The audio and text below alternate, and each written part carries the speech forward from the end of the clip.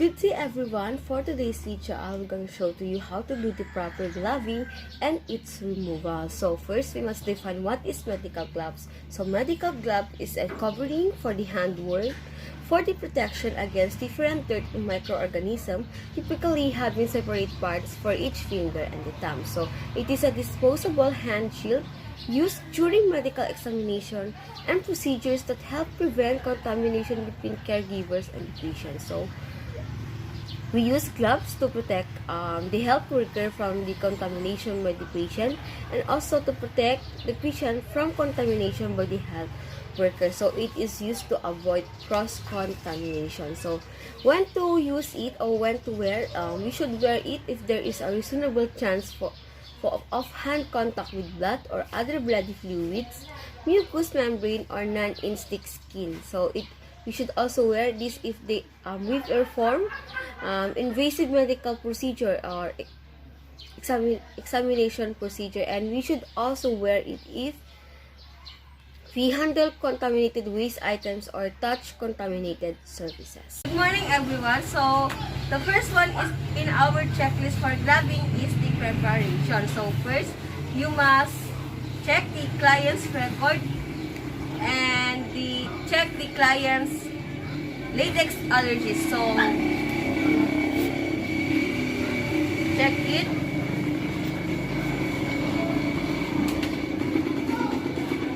So the second one is to assess the health equipment. So these are the equipment that we will use later on.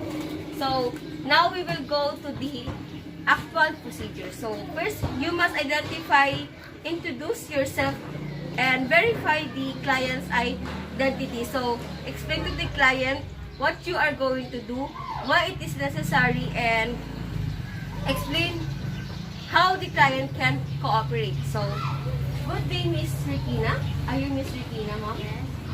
So, I am your nurse, Regina. So, for today, before I will inject your IV, I will put my gloves on first so that we can lessen the possible contamination. After you introduce yourself and verify the client's identity, now you can wash your hands or do a hand hygiene.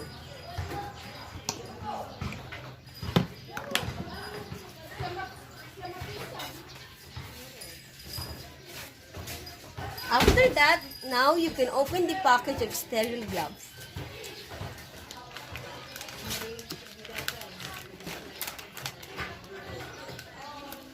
Place the package of gloves on a clean, dry surface. Open and then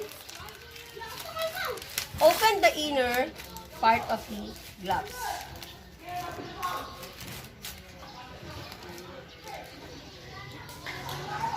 Now, you should identify the right and the left hand. So, you should put the first glove on the dominant hand. So, my dominant hand is in right. So to do that, grasp the cup of the thumb and first two fingers of the non-dominant hand, touching only the inside of the cuff.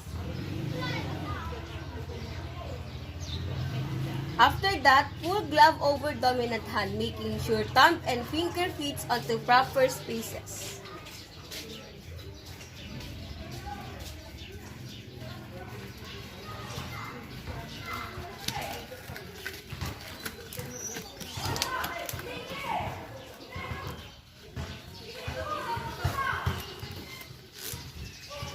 With the gloves, dominant hand, slip fingers under cuff of the other glove. Glove thumb abducted, making sure it does not touch any part of the non-dominant hand.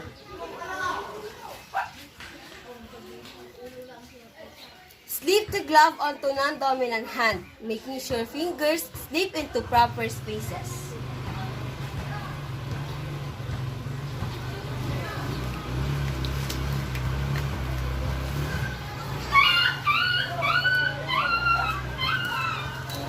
With the gloves, now you should adjust it to properly fit your fingers.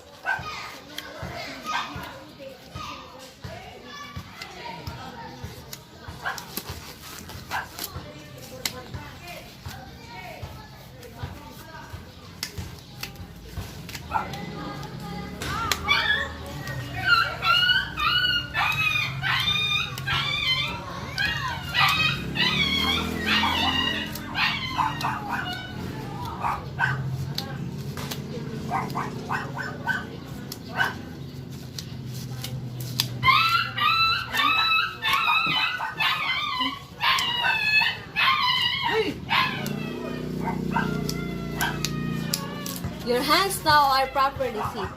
With gloves, hand interlock fingers to fit gloves onto each other. If gloves are soiled, remove by turning inside out as described in the following action. So, slip glove onto fingers of dominant hand, under cup of the opposite hand, or grabs outer part of the gloves at wrist if there is no cuff. Pull glove down to fingers exposing the thumb.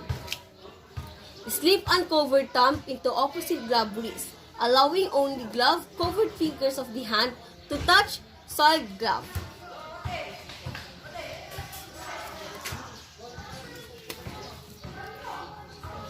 And now pull glove down over dominant hand almost to the fingertips and slip glove onto the other hand.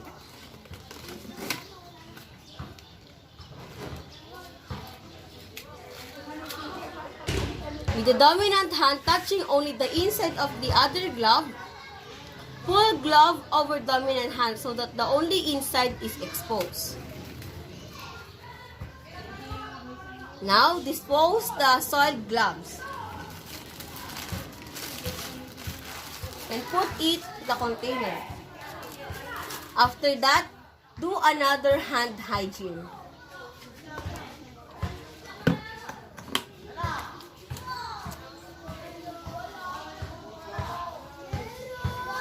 And that's it.